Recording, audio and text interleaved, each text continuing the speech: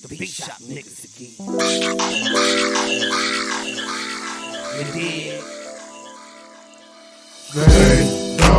They don't really care about us. They don't. That's why unsolved murders and cold cases, case closed. Unsolved murders and cold cases, case closed. They don't really care about us. That's why unsolved murders. Thank you guys for joining us.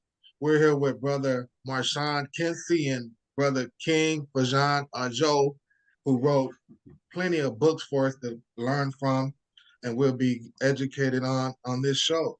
So I would like for the brothers to begin by introducing themselves and telling us a little bit about themselves and we are who our ancestors waited for. Brother Marshawn, we can start with you since you're our guest. My name is Marshawn Kinsey. I'm an economic developer for the diaspora, and I'm from Compton, California. I specialize in the economic development of the diaspora through the Pan-African slave Atlantic trade, and I specialize in the diaspora, and that diaspora making sure we can really reach economic success. Thank you. Brother King Fajan Ajo. Oh, thank you so much, Mr. Timothy and our Brother Mashal. We are just so blessed to have you here with us. Having heard you introduce yourself, these are the kind of leaders that we want to have on this show. I cannot just wait how the conversation will unfold because you avail yourself in a position whereby you will answer so many questions that so many of our people are asking, both here on the continent and in the diaspora. So my name is King Fazan Ajo, your brother in the struggle. So I am here in Johannesburg, South Africa. I am a 21st century African, and I believe so strongly that we are the generation to save the rest of the Black race across the globe. And I am just super blessed to be part of this show. Thank you, Mr. Timothy.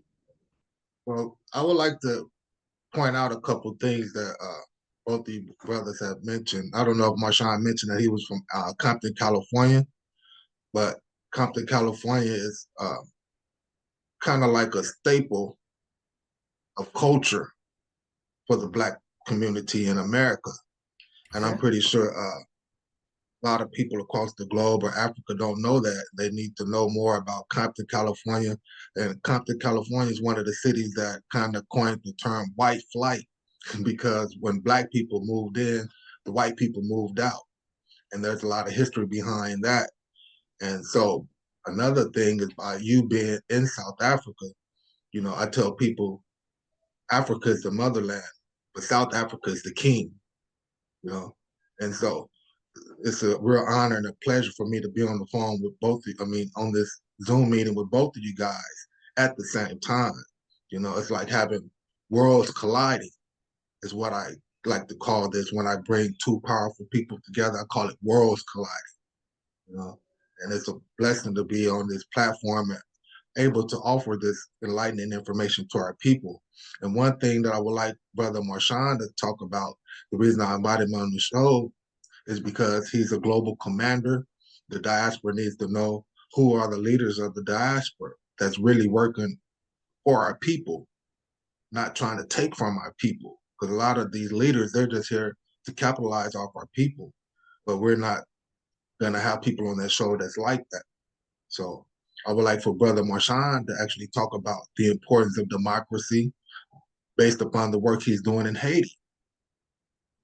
So go ahead and tell them, Brother Marshawn, share them some of the work that you've been doing with our brothers and sisters in Haiti and why democracy is so important. You know, one of the major things that happens for us and our people is, you know, in the hardest times when there's war or civil war and things throughout the world, when it comes to people of color that look like us, mainly we get forgotten, you know, and a lot of times in these wars, when we get forgotten, we really forget that because they forgot us because the color of our skin, our women and children get affected the most. And I think when we look at war, we always look like, oh, it's just a war, it's just a war. But it's just a war for us as men. But for women and children, it's terrifying. you know, and when you understand what the women of Haiti are going through right now in these terrifying times, you know, there are some things that we've been through in America and the diaspora has been through, but, you know, in Africa as well. And now, you know, coming together is what we need to do in the diaspora. So as a global commander and working in the diaspora, my goal is to make sure that the Africa and the African diaspora become resourceful to Africa in the diaspora in dire need and in dire times. And so right now in Haiti, we have the Women of War. It is for women who are assaulted, raped, survivors in these middle of a war. We got to understand that this war has been going on for years there. There are women who have been violated and have had to have the baby of the violator.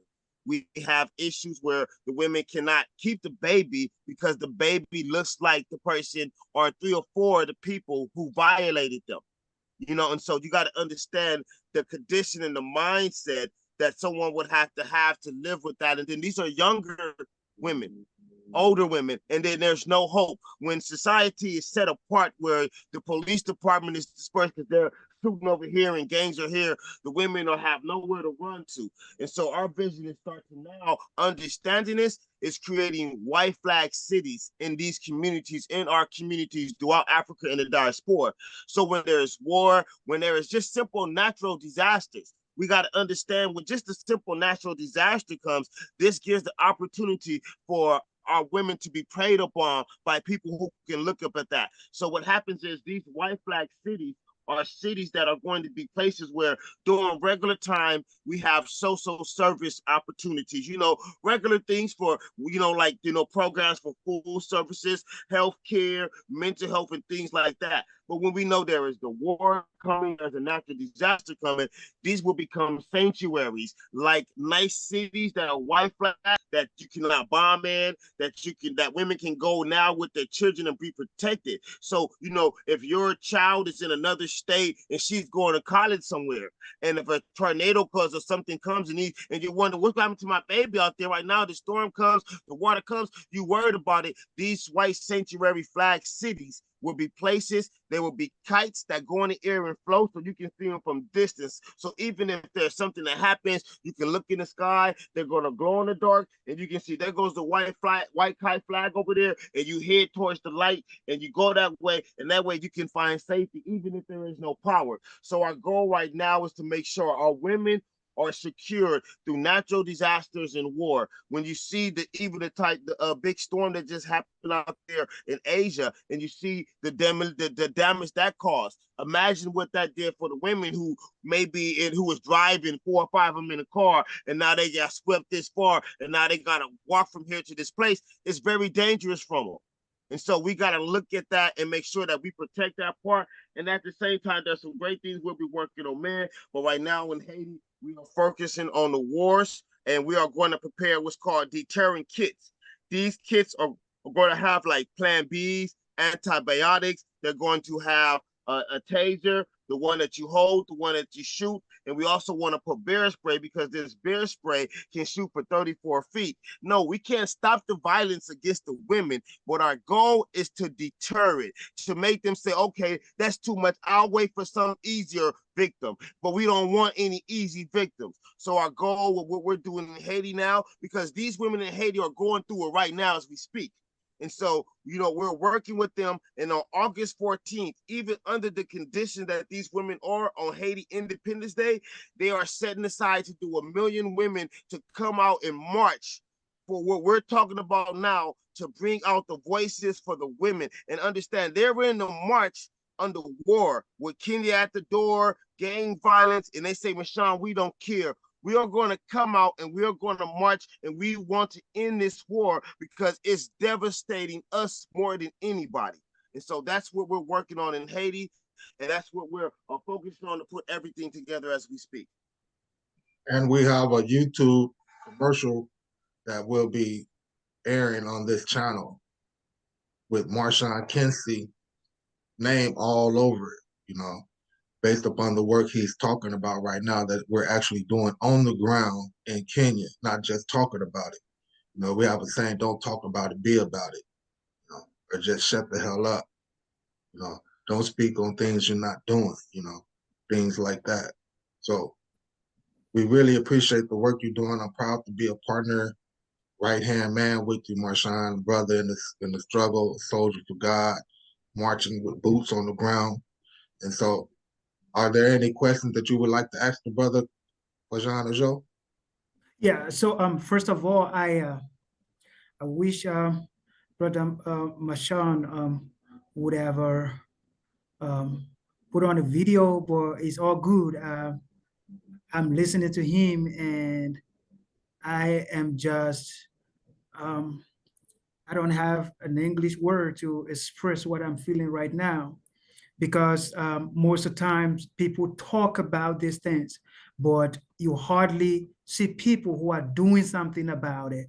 Like when it comes to talking, a lot of people do the talking concerning us Africans. They will sit in their comfort zones and talk about how Africa is going through the worst, how the Black race is going through the worst, and all of that. As I listened to Brother Mashawn speak about the strategies on how they are going to reduce whatsoever is going on in Haiti, I cannot just help but just feel so much proud of what he is doing. One thing I know for sure is that freedom will never be given by the oppressed. It will it will never be given by the oppressors. It will always be taken by the oppressed. When they get angry, when they get tired of what they are going through, and they decide to like find a way out, there is always a way out. And there is a popular saying, I made this saying very popular because I always talk about it anytime I preach the message of unity among the Black race, and my brothers and sisters, they told me that the system is against us, there is nothing we can do, and all of that. When slaves begin to talk to each other, their freedom is on the way. And this is what is happening right now.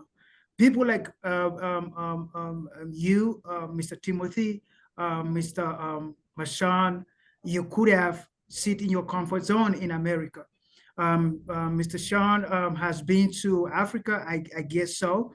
And Mr. Timothy, I don't know very much. But if you think what you watch on TV is actually horrible, wait till you come on the continent and you go to some places and you will see the hardship that people go through. You will see the abuse that people go through. And you will wonder what you call the prejudice in America is actually a comfortable home for somebody on the continent.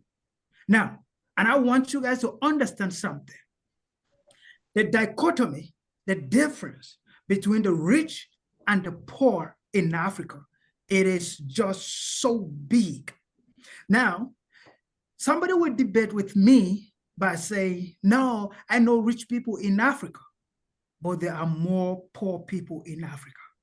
The question that none of us can answer even to today, but the answer is obvious. This question is, how come a continent this rich has given birth to so many poor people? And the answer is simple. We have people who are selfish. They can do anything. They can even maintain the colonial structures in order to be fine. They don't care about the next person. So when I hear what Brother Mashawn is speaking about, and the reason why I wanted to see his video, I can feel the passion in his voice. This is a person who is passionate about what is going on with the people that looks like him. Now, my question is this: how can we be able to create this kind of mind in at least 1,000 or even more Black people across the globe, Mr. Mashawn? Our goal right now is looking at taking some of our powerful leaders. So what I've done is I've partnered with the Black leaders of Silicon Valley. Right now, I have Errol Doc Holliday, who Timothy McClure has met. Errol Doc Holliday is the head engineer for the Hubble telescope of the America. So he gave America eyes to the universe. So when you see the Hubble telescope that has taken pictures for the last 30 years of the entire universe as much as it can, a Black man put that together and made sure that got into space. You would never know that. And so he is now receiving Man of the Year by Onyx Magazine in September. And I will make sure Tim get the information. So Doc is going to come in. And so what he's going to do is he's going to train 25 young men like him.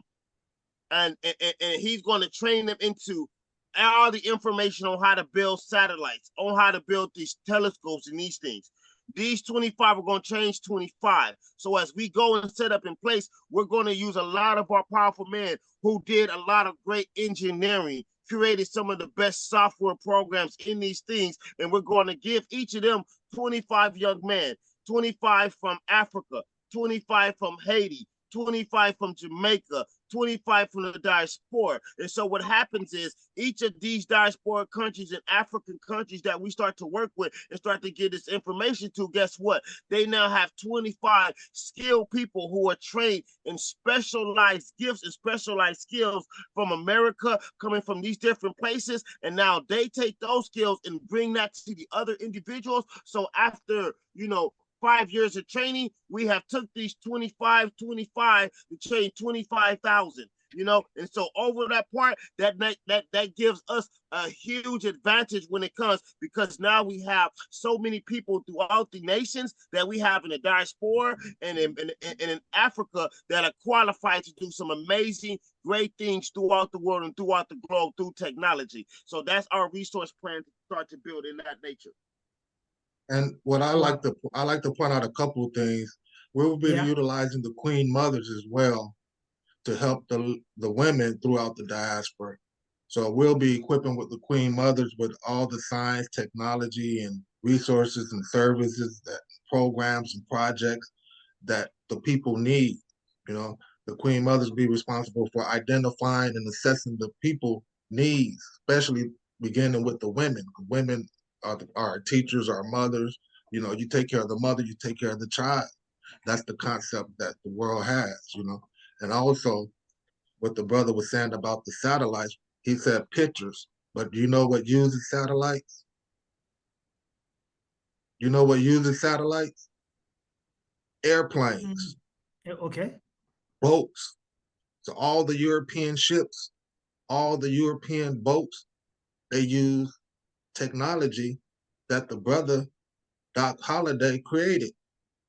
And I know another brother who used to invent things. He worked for NASA. I'm going to have him on the show.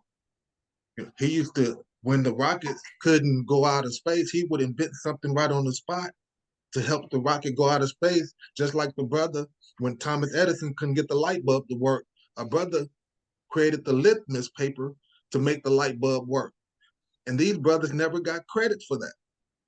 And then when they say that Black people don't have any equity or intergenerational wealth, that's why they don't have, we don't have any generational wealth or equity, because we didn't get credit for the patents that we were inventing way back in the 1900s and 1800s. Like the brother Eli Whitney, when he the cotton gin, the peanut butter, the street lights, all the different stuff that our people created, we should be getting percentages from of the profits and proceeds, because this world wouldn't be able to be powered if it wasn't for our people. Our people is the one that helped them power the world. Like I say, they're using satellite technology that our people created, and we're not even benefiting from that. They are. All these cell phone towers use the satellites too, that our people created. but they own the companies.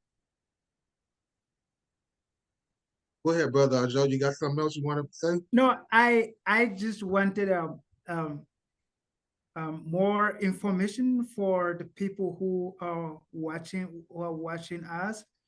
Information about the man that you guys just spoke about right now, the guy that created the satellite. Brother Mashan made a very strong statement. He said he gave America the eye. Like, so when he was talking about it, like, wow, that's a black person. So I just want him to rephrase, like, about this man, so that our viewers we understand the power of a black man. Please. Yes, I will make sure I get Errol Doc Holiday on a call with you sometime as soon as possible so you guys can meet. So if you ever just Google the Hubble telescope, United States of America Hubble telescope, there is a main frame that needs to be put in there to get that in space, and that had to be engineered. Without this base and this support base in the bracket to get the eye, because the Hubble telescope is pretty much a telescope that gives the pictures of the universe, but not just that, it gave them eyes over the nation, over the world, so they can see any planes, China, everybody coming. So this was one of the things that protected them during these wars. When you say, well, how could America was such a powerful country where they had the Hubble telescope that could see everything nobody else could see? So you couldn't sneak up on us. Also communicate with each other. Yeah, communicate. So you couldn't sneak up on us. So this black man gave them the eyes to be able to see other countries that might try to sneak, but on top of that, it gave them some of the most amazing pictures of the universe and the galaxy that they've ever seen before, and it's still going today. And so that black man put that into the sky for them. Without him, they would have never got that into the sky, and that's Doc Holiday, Errol Doc Holiday. And that's why Doc Holiday. Yeah. ERROLDOC Holiday, HOLIDAY, and that's the Hubble telescope. Hubble, HUBBLE Hubble, HUBBLE telescope. I'll make sure he gets the information. Wow, Mr. Timothy, how awesome will it be if we have that man here on the show? He will. We will make sure. We'll make he will sure be happy to be here. Yeah, we'll make sure that all the black people, all the black young people know about that man. Because most of the times, the Western media, the only people that they want us to know about are these comedians and entertainment. So they have reduced our people to a level of the best that they can give to the world is entertainment and all of those stuff. We call those jesters, court jesters. Jesters, J-E-S-T-E-R. Those were the people who they were like slaves, but they would entertain the kings and queens of ancient time. So if you look up jesters, you see that's what we call the entertainers. Yeah. Wow, like it's just super awesome. So I want to know from Brother Mashan whether he has ever been on the continent. I'm talking about Akabolon, Africa. No, I haven't. I'm coming back. It'll be my first time soon. So I'm looking to come out there and get things started. I have been working with Africa through the FAU, the Friends of the African Union, a lot of different partnerships for like since 2015. So I'm really looking forward to putting things together. It's just been, my major goal is seeing how we can bring our diaspora and Africa together so that we can really start to merge and just do everything we need to do without any European entities at all. That's my vision. I had some brothers from Samoa who contacted me because they wanted to do trade with African farmers. Samoa is a Pacific island, and they evolve around agriculture, living close to the land, just like the Native Americans. And our people originally, we live close to the land, which is agriculture and nature, being in tune. That was part of us in our religion, originally being in tune with God and honoring and giving accolades to all of God's creation and appreciating all of God's creation. And not appreciating all of God's creation is why we don't appreciate each other. So I'm going to have that brother on next week to speak about his relationship with the diaspora and how important the democracy is, because we helped get the first ever female elected as prime minister in the Samoan Islands. So, and that was through democracy. And what I have been doing throughout these years, and Marshawn knows this, is unifying all these great leaders together and having them speak to each other so that we could all work together to help the diaspora. And this is what's going to inspire African youth and youth all throughout the diaspora that, look, we're a powerful people. There's nothing in the world we can't do. We're the ones who put the satellite in the sky for the Europeans and our people to be able to have cell phones, to fly their plane. They couldn't be able to fly their planes without the satellite. So They wouldn't be able to drive their ships without the satellite. We wouldn't be able to use the cell phones without the satellite. So you remember, Mr. Timothy, the previous guest that we had, we spoke about the most powerful Black people being from America. And we spoke about the most resource place on planet Earth being Akabolon, which is Africa. And we said, and I want you to just imagine this. Anybody who is watching us right now, I want you to imagine something with me. If all of these brains, they are in the diaspora, just like the brother that we just spoke about now that gave America an eye to monitor the whole world.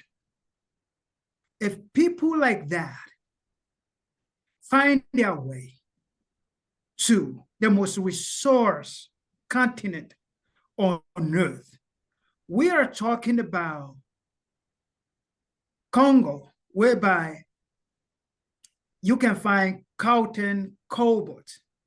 This is what put light in your phone and my television, my computer, and all of that. So the challenge is this: there is no way on earth that we could have ever said Africa is underdeveloped. No, it is not underdeveloped.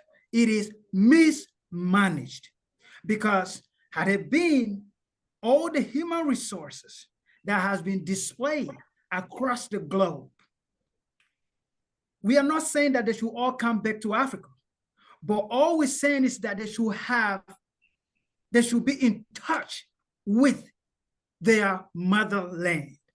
If we look at the Jew community, wherever a Jew is, they visit Israel at least once or twice in a year. It is only us that even most of our people don't want to be identified with the motherland. They don't want to.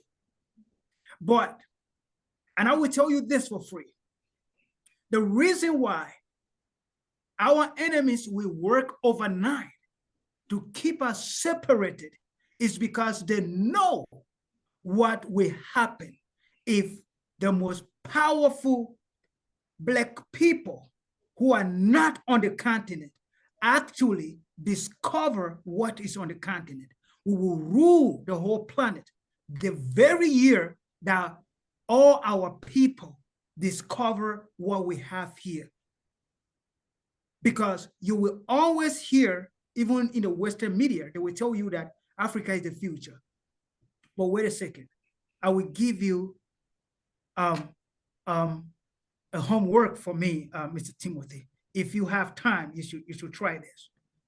Go to any of the airport that is going to any of these African countries, that the plane is going to any of the African countries. get in. If you are opportune to get in that plane, you will count Black people. The rest are white people. If they're telling you that Africa is a shithole, why are they all coming here? That's a good point. And we'll get right back to that after this short break. New hope, new life. Greetings from Hilltop Nursery and Primary School. Here we are, and as you can see in the background, we have these classrooms, and we would really love to change on the situation so that the kids can have better classrooms than these ones you see. They are old. Actually, we started with these when we were setting up the project, but now they are old, as you can see inside. So we really call upon everyone there willing to help and support us in construction, because we have already started. Anyone willing to support us with anything is highly welcome. So after this, after constructing 3 classrooms, at least we shall have better classrooms for our children. So we would love, to give them hope and a new life if all we want to do is done, perfectly the way we want it to be done. So we hope that after construction of classrooms and making the finishing, then the standards of the school will raise and the kids will live in a new life and they will have a new hope for the future generation. Thank you very much. One love. So it sounds like we should segue into the need for democracy, because it's like these leaders need to get up out of there, and the only way to get them out of there is to emphasize the voting process, and they know if the people were to vote, they will be voted out. That's why Putin has a strong hold on Russia, because he knows that the people don't want him in office. So let's get right back to it. Okay, everybody, thank you for joining us and sticking with us. And we're going to get right back into it. And the brother King Fajan, he was speaking upon the stronghold that the leaders have in Africa and the ignorance that people have of Africa, how important Africa is to us as a Black people in America and outside of Africa, and the need to realize how important we is. And that's why I'm so happy we did this show, because it's about not just how important we are in America, but how important we are throughout the diaspora, being Americans, and how much people want our democracy, because that's what made us the powerful people to be able to do what God created us to do. So, is there anything you want to add to that, Brother Marshawn?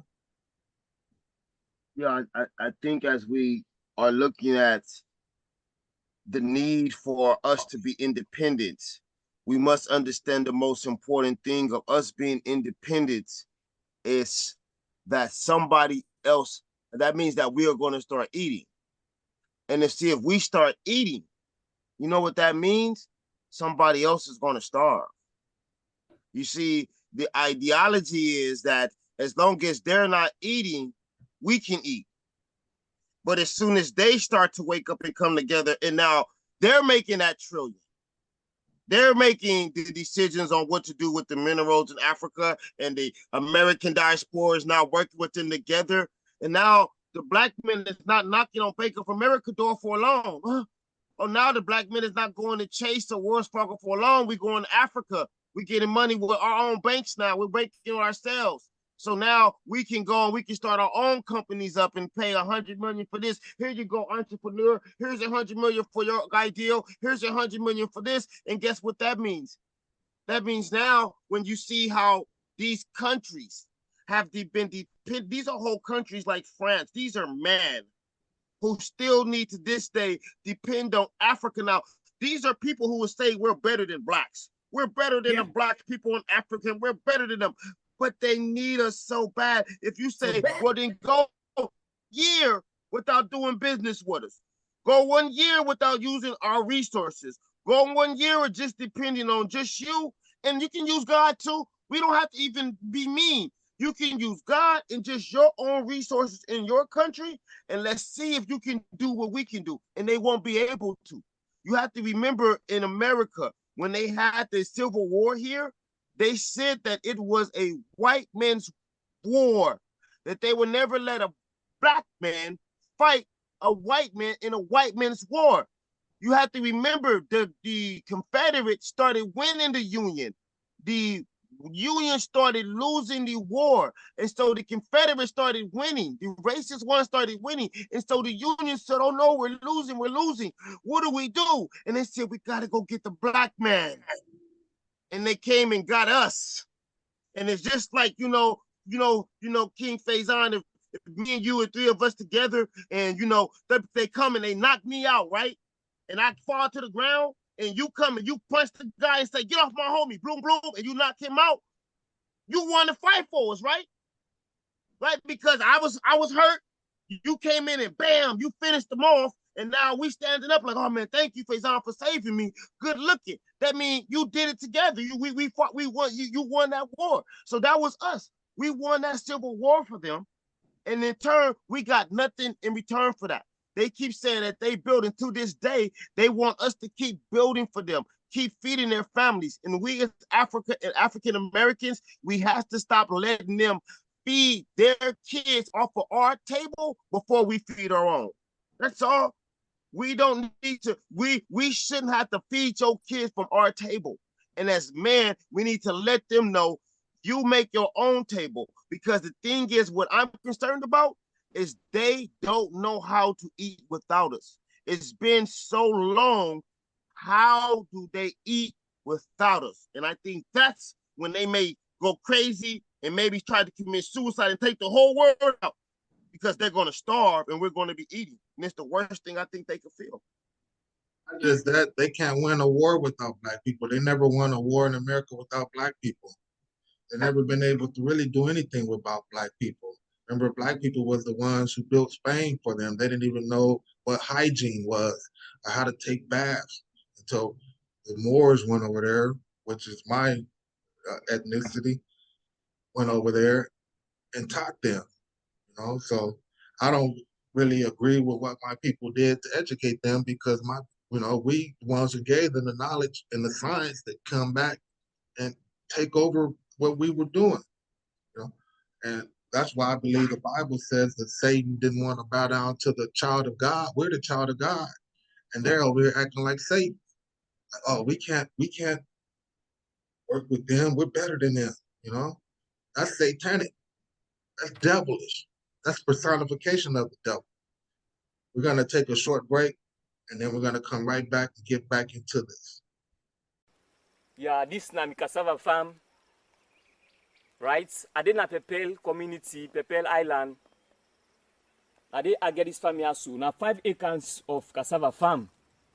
If somebody want buy cassava, sweet cassava, you can call on me or WhatsApp me on +232 78 39 4469. Me na Alusan say. For make approve now, say this now sweet cassava, and they can root 1 cotton. For make una see.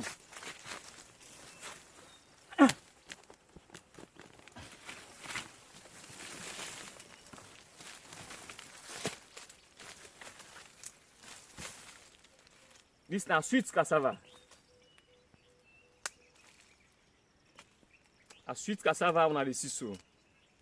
If one buy, the problem don't solve.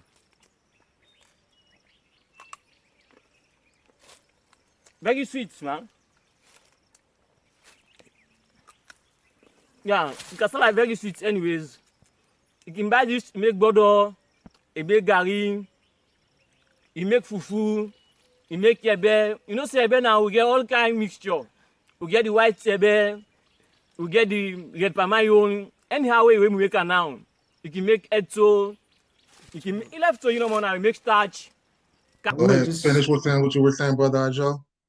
Oh no, so we were talking about the power of unity, and I was like so much agreeing with Brother Mashon because of every single big company in Africa is owned by people who are not Africans.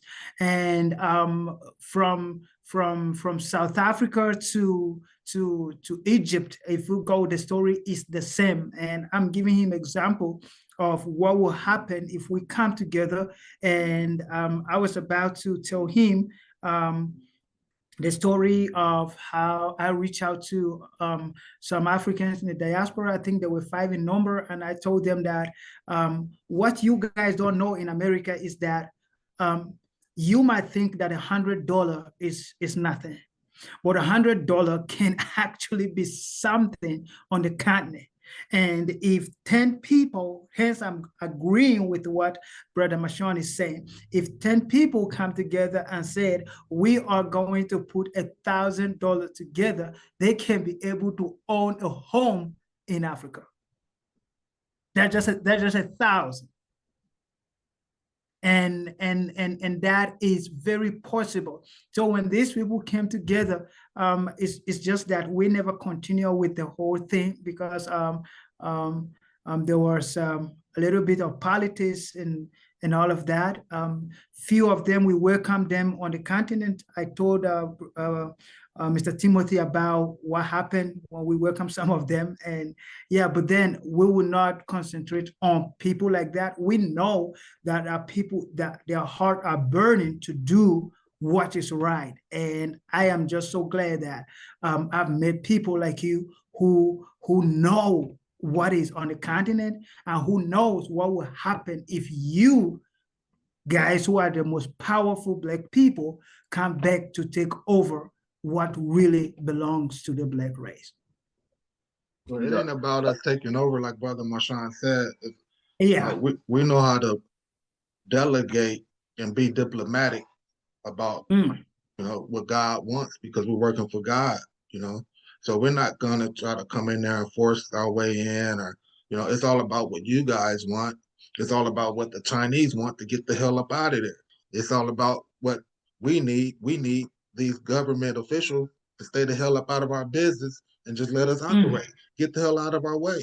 You guys gonna be eating too. You're already eating. We'll put some coins in your pocket, just like Jesus said. Whose face is on that coin? We don't give a damn about that coin. You guys do. See the We're difference? the ones who own the land, the farms, the Africans. The Pacific Islanders, the Caribbeans, the Haitians. They're the ones who farm the land, not the Europeans, not the Chinese. They don't got land to farm. That's why they over there in Africa.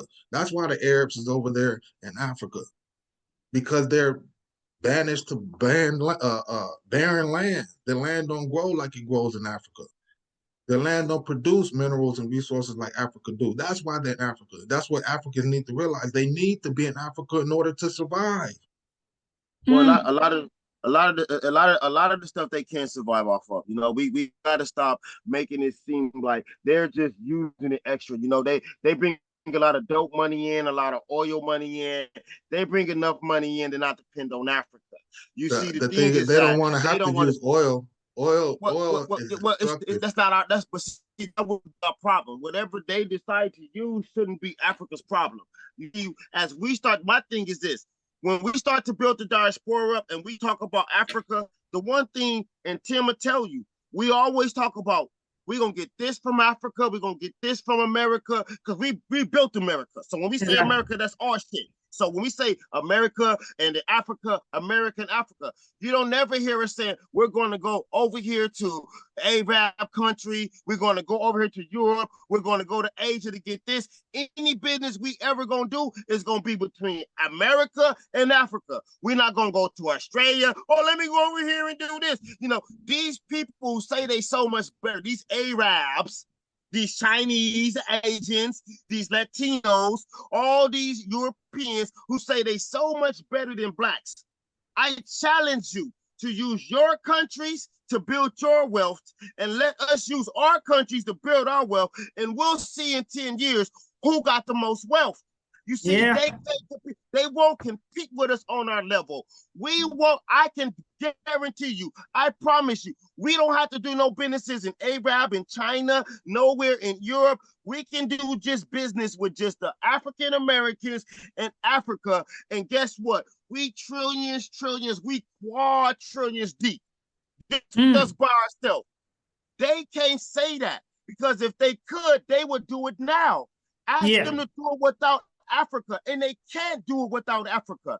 Ask us to do it without them. We have done it without them. They bombed Tulsa, Oklahoma. They bombed the Moulin Rouge. They bombed over 100 black townships in America, and then they say, oh, blacks, they never built nothing. We did. You bombed it. So they've done nothing but cheat us all the way.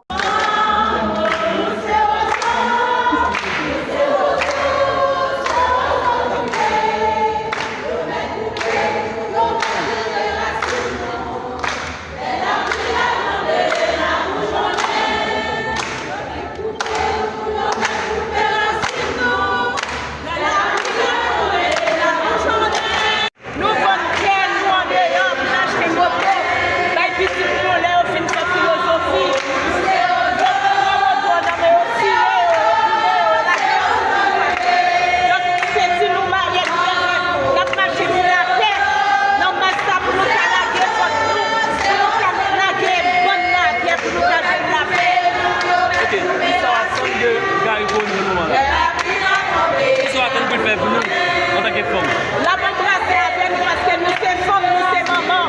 Premier ministre l'a embrassé avec nous, l'a soutenu nous, l'a coré nous pour nous couler de nous joindre la paix. Un message pour le Premier ministre. Si vous avez un message pour le Premier ministre, c'est qui ça le tapis? La ville, soutenir maman. Parce que c'est femme qui maman, c'est femme qui madame nous, c'est femme qui petite nous, pour les soutenir nous, pour l'aider nous, la bonne à terre qui marre faute nous, qui fait de l'eau couler dans les yeux nous matin, midi, soir. Mais pour ça nous réunissons la jeudi? Pour ça nous réunissons la jeudi? Nous réunissons jeudi pour nous mobiliser toutes femmes, pour nous demander la paix, pour nous fouler béton, pour nous demander la paix dans le monde, la paix en Haïti, la paix dans le monde, parce que nous sommes femmes. Toute femme peut frapper pied, bagay la faut qu'on fait fait. Pour nous frapper pied, nous dit Abraham dit c'est assez. Nous pas capables encore. Et nous demandons l'intégration pour femmes dans le gouvernement. Vous n'êtes pas satisfait à 30%? Non, nous ne sommes pas satisfaits.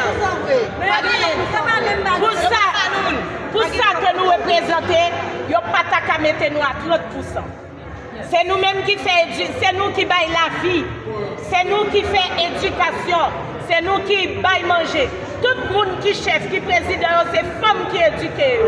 Donc 30% trop petit, nous dit, Abraham dit c'est assez, parce que nous c'était preuve de sagesse, ça nous accepter. Si petit nous travail, il va nous $10, madame, $50 accepter. Mais les nous, madame, nous gaspillé, nous frapper pied nous pour nous mettre l'autre dans le cas parce que c'est nous-mêmes qui, là, dans l'éducation, c'est nous qui faisons l'éducation, c'est nous qui baillons la vie, c'est nous qui mettons la paix. Même femmes, nous ne pas concentrer, pas solidaires. Nous solidaires parce que nous toutes avons joué le même rôle. Depuis que nous femmes, c'est toute femme qui l'a. Nous pensons, Moi, c'est Mère Gilles Carla Hubertine Jean-Michel. Moi, c'est secrétaire général. Coordination nationale marche pour la paix, spécialement coordonnatrice générale Hilarion Magda. Nous avons demandé toute organisation femmes qui dans 11 départements, dans tout secteur, dans toute couche, secteur privé, l'État, l'Église catholique, protestants, musulmans, vaudouisants, politiciens, anciens parlementaires, marchands, cour de cassation. Tout le monde sans distinction, sans inscription.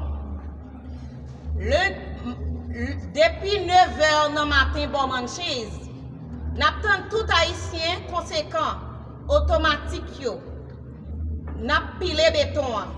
Nous-mêmes, organisation femmes, marche pour la paix, nous venons lancer un appel. Yon dit l'autre, dans bien soufflé, jusqu'à 14 août 2024, nous avons fait un levé campé pour nous. Dit, non ak insécurité, ak la vie chère et la trier. Nous demandons la paix dans tout territoire national là. Nous rappelons que nous tous ces Haïtiens, nous tous devons avoir le même objectif, qui c'est avancement pays nous. Haïti chéri, on suspend cracher sous mémoire ancêtre nous yo. On fait chaîne solidarité. Notre tête ensemble, nous tous voisins à respecter nous. Pour finir, pas oublier toute population doit sortir pour marche là, qui c'est 14 août 2024. Bon manchise à 9h du matin. Haïti c'est pour nous. Nous c'est Haïti. Haïti pas péri. Nous-mêmes femmes, nous sentons nous bouquer à insécurité, à ça qui a passé dans le pays nous. Garçons yo tout yo senti yo bouquet. Et nous-mêmes femmes, nous allons fouler béton pour nous commander la paix pour le pays nous. Parce que nous devons intégrer dans quelque soit ça qui a fait dans le pays nous. Nous allons fouler béton pour nous demander la paix dans le pays nous. Ce n'est pas une manifestation, c'est une marche pour la paix qui est la pied. Femmes, nous avons des femmes qui sont compétentes, nous avons des femmes qui chita souvent l'école, ils étudient, ils ont terminé les études classiques, ils ont entré dans l'université, des femmes qui font 2, 3, 4 facultés. Femmes, ils ont mérité pour rejoindre une place, sans exclusion. Ils ont mérité pour rejoindre une place, ils ont mérité pour chita côté que ils ont doué pour chita. Et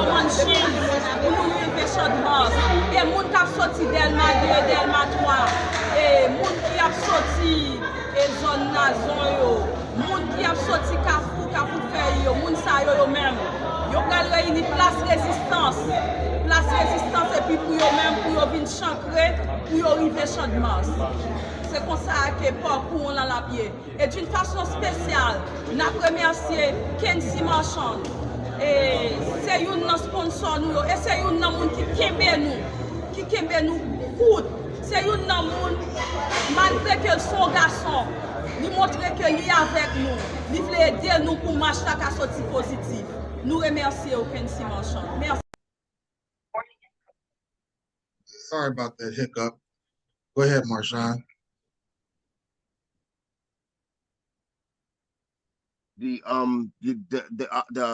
The goal is to ensure that we in the diaspora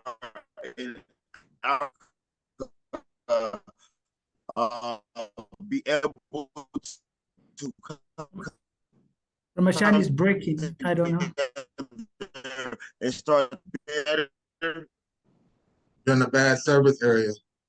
Yeah, it's breaking so bad that you can hardly hear what he's saying. Can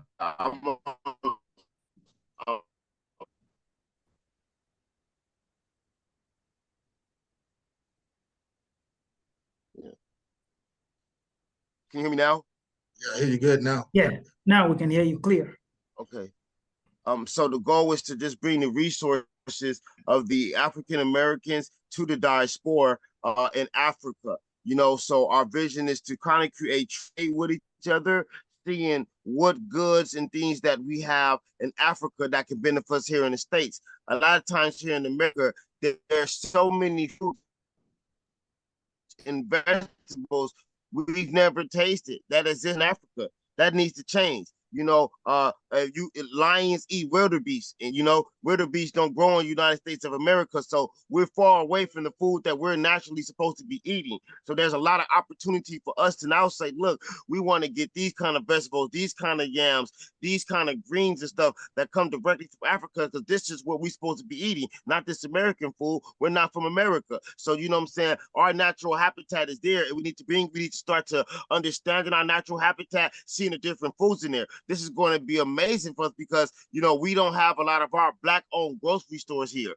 So if we can really get a lot of new vegetables and things of that nature with exclusive rights, because the one thing about it is when we start to economic development, everybody starts copying us. It's not just that we can't do business. It's the fact that, I'm African American, so our culture is snatched all around the world. We created DJing. And if you see, you got DJs all in Russia, DJs all in Asia, DJs all in Australia, DJs all different races. Now, the one thing about it is we don't take nobody else's culture. You will never see us doing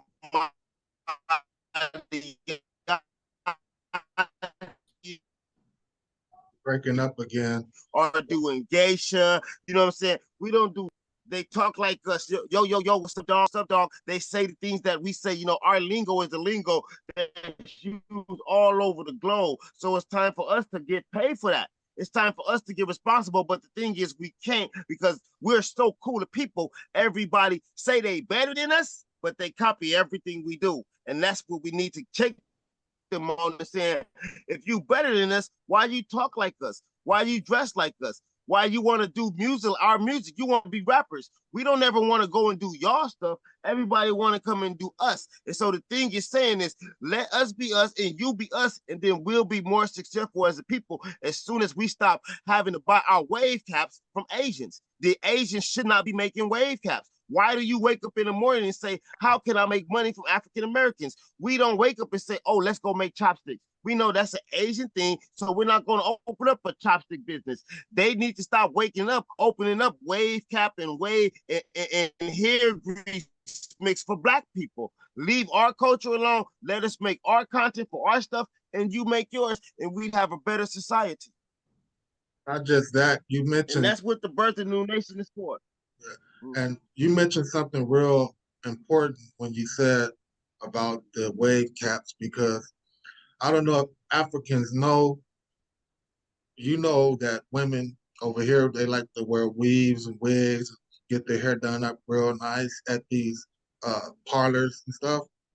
But the Asians own the hair. You know, why are Asians owning the hair salons and nail salons that Black people get their hair and nails done at? That's what the thing that we're trying to clear up in our community.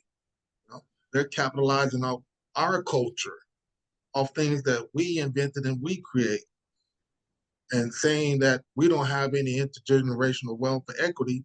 And what people don't know is that exactly what Trump was talking about when he was talking about them stealing our intellectual property, and why they had to hurry up and get him up out of there. You know, like, we can't have that. When he had separated us from China and told China and all these other countries, y'all got to start paying us now. They had to hurry up and get him up out of there because they don't want that. You know, the Democrats, they got to be able to make their money, and that's how they make their money, by allowing these people to come into the Black community and prosper out what we do, while they sit up there in Congress and get paid for allowing them to come in our communities and exploit us. It's nothing but Black exploitation. That's why they don't want Trump in office. I'm not here to make this a political campaign, but this is about the importance of democracy.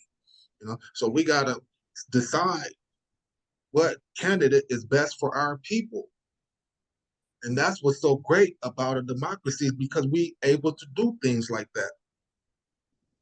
So before we go, is there anything else you want to add, Brother King Fajan or Joe? I am just listening to what both of you are talking about and how much of sense it makes. And the end of the day, why is it that it's so easy for our race to be divided?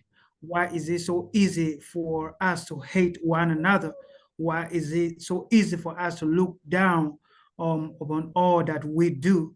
And what Brother Mashan said, I think my question to him is that I know both of you are aware that whosoever controls Africa controls the rest of the world. And that's the reason why if we come on the continent right now, in South Africa where I live, the Chinese are buying everywhere. The Arabs are buying everywhere. And the only people that we do not see them coming to buy any part of Africa are people that looks like us. So his idea of people coming together to actually have much money in order to like come on the continent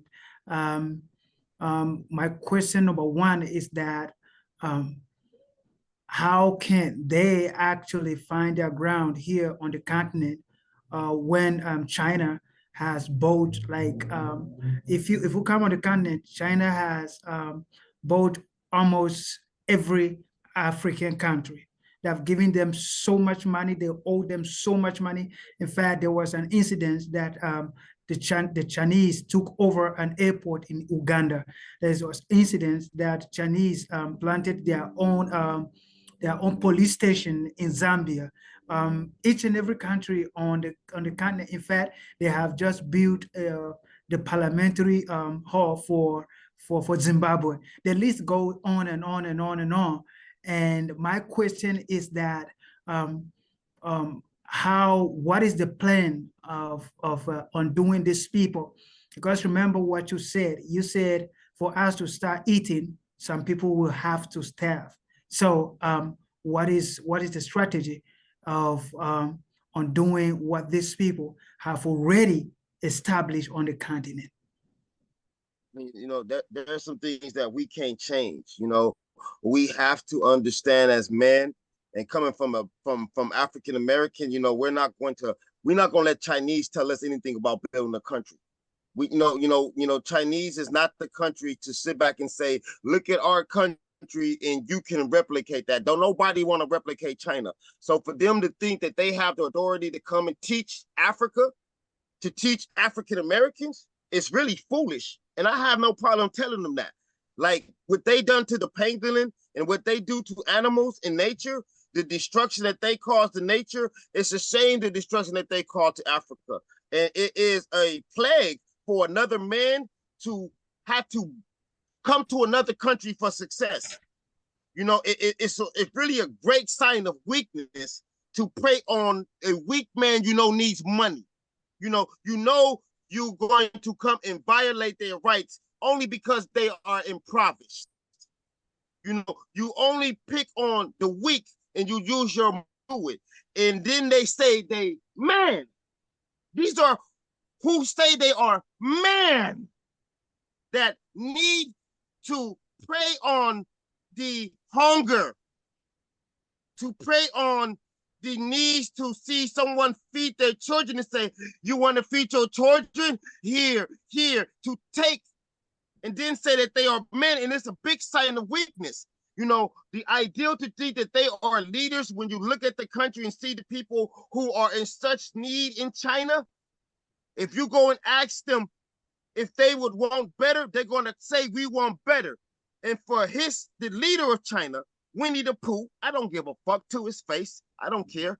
I'm the diaspora. I'm an emperor, and I'm not worried about nothing they talk about because I serve God, and I'm not caring about nobody who is a weak man. The leaders out here are weak to prey on my people like they preying on my people. And you're cowards. And they have to be confronted as a coward. Because the thing is, you don't have no good intentions at all for Africa, but to see how you can manipulate and get there before we get there. You see, the goal is to say, I'm going to go and build Africa. So when the African Americans come, the ones who built America, because at the end of the day, there's no country better than the one we built. And I challenge Russia. I challenge that to China, Japan, any country out here. Nobody built better than what we built right here in the diaspora in America. And that's why you can have all the great ones will tell you, whether they from any country, they're going to say, yeah, you got great here in America. You're great in West Name part. The great you came here to get the attention that is needed to be able to get popular and make billions of dollars. You have to come to America to get to that level. And so my goal is simply saying that, you know, we did that here. We got the quality to do it here, and we can do it in Africa too. They can't. Because if you sit there and tell me you can do what Michael Jackson and look at the greatness that we brought to America, you didn't do that in China at all.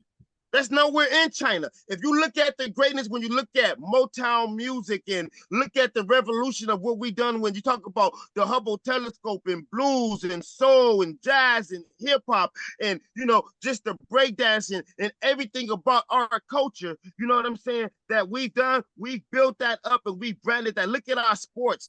Look at basketball. Look at football. Look at the shoes we've made. We got black man, Travis Scott is not even a top 10 rapper. He got shoes worth thousands of dollars. Just the shoes in his name. There's not nobody else like that. Go get some Tom Brady's. It ain't no disrespect to Tom Brady. He's the greatest football player in the world. But have you ever seen a pair of Tom Brady shoes? Ain't nobody gonna buy them. Ain't no disrespect to him. You ain't never seen no De La Hoyas. No disrespect to Oscar De La Hoya. You ain't never seen no Young Lees or no Bruce Lees. There's no disrespect to him, but we are that. And we don't need you to get in our way to make us great. And so what makes me mad is that they have their countries that they can't make great, but they stayed in Africa trying to make Africa great. So you mean to tell me you're going to make Africa better than China? Impossible. China needs a lot of work right now. You should not be working in Africa and China needs help. Your people are starving, yet you want to help me and my people? So we're going to offer China their money back. We created our own digital currency, which is called the XUSD, the Exchange for the United States Diaspora. We are going to go to China and we're going to say this, look, if we can't have 5 or 10,000 businesses that are African businesses, 10,000 diaspora businesses in your country, you've got to get out of our country. The same thing to Japan, the same thing to Russia, the same thing to the Arab. If we can't do business in your country, you shouldn't be doing business in ours. Now, the white boy America has let you come and do business in this country. We got to check him too. You can't let everybody come to our country and do business and buying land, and then the white man can't go buy land nowhere. You can't go buy land in South America. You can't go buy land in China, yet they buy land in the people that my people got hung on, my people died on trees on, my people got beat on. They can come buy land underneath me, and I can't go to China and buy shit. No, no, no, no, no, no, no. It's a lot of cowardly men out here walking around as kings and leaders, and you're weak. And if you're a strong leader, you will know how to build with just your people. So when the leader comes, they say, look how great his land is. I can't wait till he helped me. You need to use all your money. I give you $1 billion. Here's $5 billion just so you can rape the country and rape the people and have no good intentions at all. And so the whole game is this. You had your day. You had your time to shine, but it's a new day coming. It's a new nation coming, and there's new leaders coming with that nation. And it's too late to prepare for us because we already here. Wow. Before I add my input, I would like to take us to a quick commercial, and we'll be right back after this.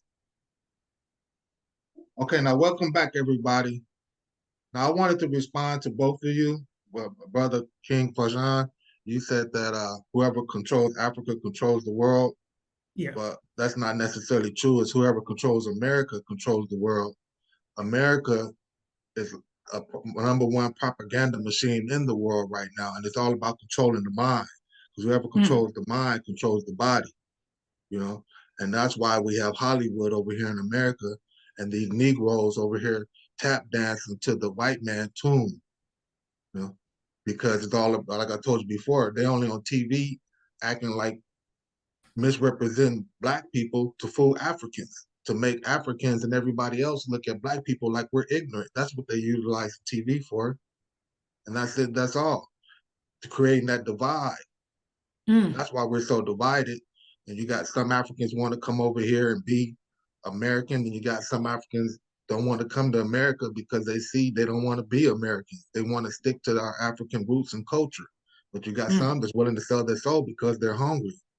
And that's what is going on. That's what a division. You got the poor Africans that want to just sell their soul just because they're hungry. You know? And so that's why I agree with Brother Marshawn saying, and I like what he was saying about how strong America is and how strong we built America up to be, you know, because they know America, that's why they call it the leaders of the free world, because of how Black people built it. So is there anything else that you want to say before we cut the show off? We're going to be getting up out of here. I wanted you to talk about the book before we leave, where people could find the book at, Brother Ajo. Oh, okay. No, nothing really. I just love this episode of the show so much, and I just wish that we promote it to a level whereby a lot of my brothers on the continent get to watch this and digest this kind of information that is coming out here. In fact, I will actually be digesting it the whole night, because it's a lot of information that I am opportune to hear right here, man. And there's another thing I want to mention before we go, is that when Brother Marshawn talk about the Asians were invading Africa first. When they talk about Egypt and how people got conquered, it was a successive invasion, you know. So after our people got through fighting the Asians, it was easy for the Europeans to come and conquer our people, because our people were depleted resources and depleted in the army, and we couldn't defend ourselves back to back, you know, wars like that. So that's why it's like they just walked in and took right over after we got through fighting, you know, the other pale people, you know. That's why it's called Behold the Pale Horse. You know, when you look at Revelation, behold the pale horse, because that's who we were up against, the pale ones. No, and Mr. Timothy, I will suggest this very segment that Mr. Marshawn spoke about, who really built America. From there to, I am not trying to show you how to edit the stuff, but then I feel like that's the most powerful section in our show right there. And if we could put that out there with a question, who really built America? And because that information right there, I think most people don't know about it. Well, we thought they knew, but like you and I came up with the title for a new show, What You Thought You Knew. What you knew, yeah. You really never knew. Yeah, so that we could do that on that show, What You Thought You Knew. Yeah. Any parting shots before we go, Brother Marshawn? I just want to let the whole entire world know that if you think that you're going to run to Africa to save your souls for the future, you better pray to God, because it's not going to be the place. Your salvation is God, not Africa. The diaspora is coming home, and nice, beautiful, colorful Sierra Leone pepper. How many pounds, KPS? 22 pounds. Let me know if you need at least 5 pounds. We will not sell below 5 pounds. Takes too much energy. Call for a quote. Okay, bye. The Fine Food Company. So welcome back, everyone. Here we are with Brother King, Fajan Joe. We had a lot of technical difficulties. We're happy that you stayed with us and staying tuned in, and we're hoping to give you some more powerful content. And what I wanted to speak on before we go, I want to ask Brother Fajan about the women's suffrage movement and if he was familiar with that. So, have you ever heard of the women's suffrage movement before today? Oh yeah, I've just heard of it from you right now, and so yeah, the women's suffrage movement is something that stuck out to me about why America democracy is so important. Seeing how the women in other countries don't have the power and authority that women of America have today. And I want to give a big shout out and big up to Kamala Harris for what she's doing, you know, being the first African-American woman to run for president, because in the 60s, that's when they finally won their right to have a voice. Before then, it's like they didn't even have a voice in America. Women had to fight just to have a voice, to be able to vote, to be able to work. So when I asked you, was there in a previous show, was there anything significant that stood out to you to signify the importance of a democracy? You said the civil rights movement. I think it was the women's suffrage movement. You know, both of them was powerful and showcased the importance of democracy. So we could put those out there and teach people, look at these two movements right here if you want to see how important a democracy is. And even next week, I'm going to have a Samoan brother on the show who I helped get elected the first woman prime minister of Samoa. Wow. So he's going to be on the show talking about the importance of democracy in their country and how it should be spread throughout the world so that people could come up from up under these oppressive regimes like women. Until you oppress women, you're oppressing the child. And these people that are oppressing the women, I think they're exploiting children, and they're doing it purposely, you know? So these are the things that really need to think about when it comes to people being oppressed. It ain't just about being oppressed, it's oppressed and exploited. That's true. Yeah. That's true. So is there anything else you want to say? Just tell people where to find the book and a little bit about the why you wrote the book, The Importance of American Democracy. Yeah, thank you so much, Mr. Timothy. So like you are just discussing the importance of democracy right there in America, and America stand as a beacon of democracy, whether we agree or not. Like the day that America decide to say, no, we are not interested in democracy anymore, you will see the mayhem and all the chaos across the globe, because most of the countries are looking towards America. And like I was saying before, sometimes you don't know the value of what you have until somebody from the outside tells you the value of what you have. I tell you something, Mr. Timothy, some of the things that you say in your country, some of the things that the American citizens have the audacity to say because of the freedom of the speech that they have, they cannot say that in other countries. You said those stuff, they will not even know where your grave is. You dead.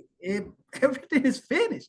So we just, for people like me who cherish the idea of democracy, that I should also have a say.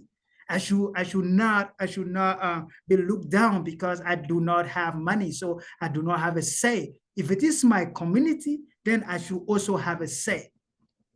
But there are cold-hearted and mean people out there who do not like the idea of democracy simply because they want to tell people how to think and what to say. So I put together, first of all, when I put together this book, the 40 Voters Commandment, I was actually doing it for the African people. And the reason was that I wanted to take power from the microscopic detectors who call themselves politicians. I wanted to take power from them and give it to the masses. But it never worked because we do not have that kind of freedom of speech. And that was when I began to appreciate the democracy of America. And all that I put together in the 40 Voters Commandment, a guide to American democracy. I'm just talking about the power of that democracy and how they have allowed people's voice to be heard. I spoke about Obama. We can say whatever we want to say about him, but had it been it wasn't in a democratic country, he was not even going to go close to the White House. Okay, I know I'm taking too much time, but you got to hear this. Here in South Africa, some lady from, the father is a Nigerian, the mother is a South African. So she entered a beauty contest of South Africa. Now the South Africans are at war that that lady must get out of that contest because she is not a South African. What I'm telling you is a war right now, that that lady must not be part of that competition. Now I'm telling you, we are Africans together. But do you see what happened? Now, I want you to magnify that, to see somebody who his father is from Kenya. But just because of the freedom of speech, most of the Americans voted Barack Obama because of what he was able to articulate. And it's the same thing that Martin Luther King Jr. said, that I shouldn't be judged based on the color of my skin or where I'm coming from, but I should be judged based on the content of my heart. So if we feel that American democracy is not true, then we should look at, I know that there are places that they've got it wrong and all of that, but we should look at the things that they have done. Just go on Amazon, get that book, and you, as an American, you'll be proud to read that book. Just type the 40 Voters Commandment. It will take you there. So there are two 40 Voters Commandment. One is this one here, and another one is for the American democracy. It is not expensive. It's only $18. And when you are done reading, I want you to my emails are there and all of that. Send me an email of your feedback of what you think about that book. I thank you so much, Mr. Timothy. Well, I'm happy that you wrote the book, and I'm proud that you included me in the process of doing the cover and coming on the show and being a partner and co-host of the show.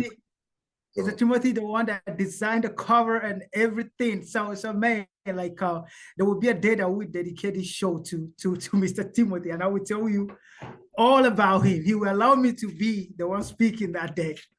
Yeah, so it's just an honor to have you for a friend and a brother and a co-host on the show every week. And like I say, next week we're gonna have a Samoan brother on here talking about how we helped get the first ever female elected prime minister of Samoa. That's going to be a real and powerful show, because without democracy, she wouldn't have never got elected. She wouldn't even have a. That's true. Yeah, so that's how important democracy is. It's freeing women from being not just oppressed, but being exploited, and their children from being exploited. You know, we have to uplift the woman to uplift the child. You know? So that's the way we're looking at it. And I have a lot of brothers that I'm working with that support women, or I won't be working with them, period, you know? And that's how we're going about moving forward and building these nations that we're entering into that are underdeveloped, because we have access to build underdeveloped nations. And we have the resources, we have the people. And like I said earlier, all we need is for the government to get out the way and let us do it. And it seems like they're allowing us to do it, which is why I keep reiterating, God is here. We're not in that old slave plantation, that old oppressed, or the white man ain't gonna let us do that. No, all that mentality is over with. It's time to put on some new thinking caps and start thinking futuristic and all the possibilities that we could achieve together as a people like never before. Exactly. We're in that time. We're in a whole new age right now, where people's mind is not on trying to keep people oppressed no more. It's all about how can we help people. That's true. It's all about how we're approaching people. It's all about how we're treating people. And that's the only thing that matters, is how we treat people. Doors is going to continue to open up for us. It's been working for me. So I'm going to keep doing what I do to keep opening up doors for my people. That's it. That's all. So I'm happy for everybody that tunes in every week. I'm happy with everybody that stayed with us during the show. And hopefully you guys tune in next week. God bless. Thank you, Mr. Timothy. Have a nice one.